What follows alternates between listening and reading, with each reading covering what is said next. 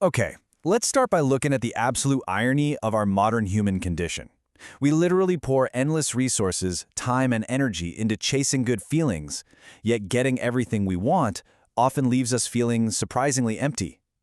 We're constantly striving for that next hit of pleasure, but what is the actual biological cost of all this indulgence? Welcome to this explainer. Today, we're unpacking the fascinating hidden neuroscience of reward.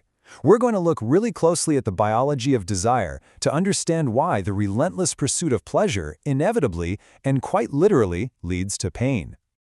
We're going to breeze right through our roadmap today. We'll start by looking at our current environment of abundance, dive into dopamine as our brain's universal currency, explore the delicate pleasure-pain balance, meet the gremlins of tolerance, and finally unpack anticipation, craving, and the crazy paradox of hedonism.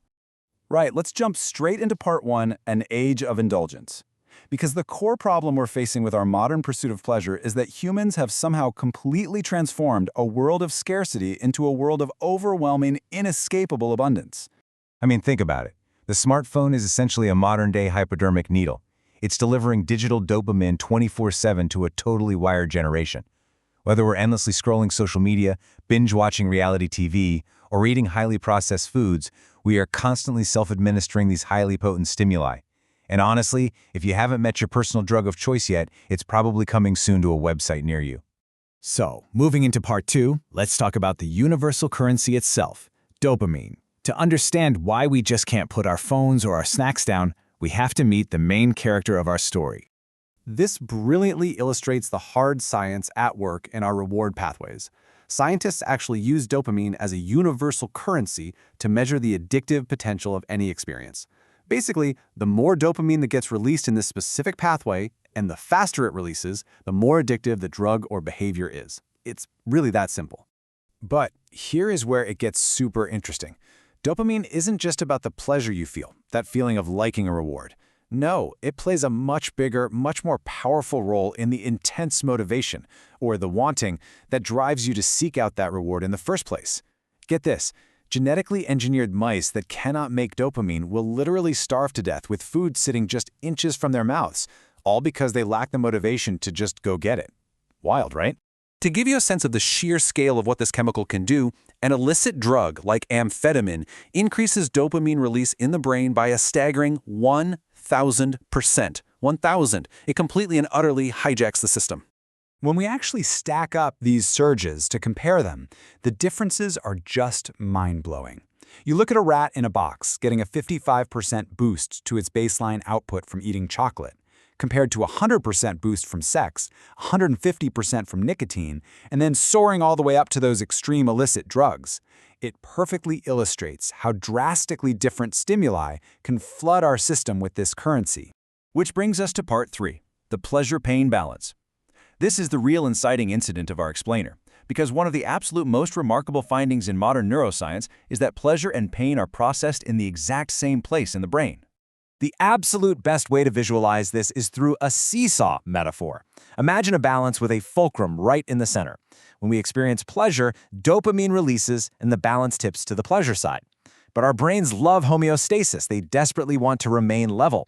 So the brain naturally adapts by sending out what we can think of as little pain gremlins. They jump on the other side to weigh it back down, creating a tiny deficit or a come down after every single high. Okay, part four. The gremlins of tolerance. What actually happens when we relentlessly chase that initial high? What if we just absolutely refuse to let those good feelings fade and keep consuming? Well, with repeated heavy exposure to the exact same stimulus, those pain gremlins get bigger, faster, and way more numerous. They essentially pack their U-Hauls, bring their portable barbecues, and camp out on the pain side permanently. Eventually, your internal scale gets weighted heavily, and I mean heavily, towards suffering. Biologically speaking, this process is called neuroadaptation or tolerance. It totally explains why reading your absolute favorite book series for the fourth time just doesn't bring the same magic and joy that it did the first time. You need a newer, more potent version of the reward to try and recapture that initial feeling, simply because your brain has fundamentally adapted to expect it. Moving on to part 5, anticipation and craving. Let's explore how just this simple anticipation of a reward or a trigger in your environment can totally hijack this delicate balance. This is a huge aha moment right here. When a rat sees a light that has been conditioned to mean cocaine is coming, its dopamine spikes in anticipation, well before it even gets the drug. But here's the kicker. If that anticipated reward fails to materialize, the dopamine doesn't just return to normal, it plunges severely below baseline. So the crucial takeaway is that this plunge into a mini-deficit state is exactly what we experience as craving. It's an actual, physical, biological deficit. This beautifully explains why reflexively checking your phone, fully anticipating a message, and seeing 0 notifications feels so incredibly bad. You are actively experiencing a dopamine plunge below your baseline. And that leads us right into part 6, the paradox of hedonism.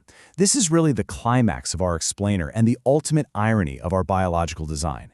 If you flood the brain with heavy, prolonged consumption of high dopamine substances, the entire dopamine system essentially shuts down. The players on Team Dopamine literally take their balls and go home.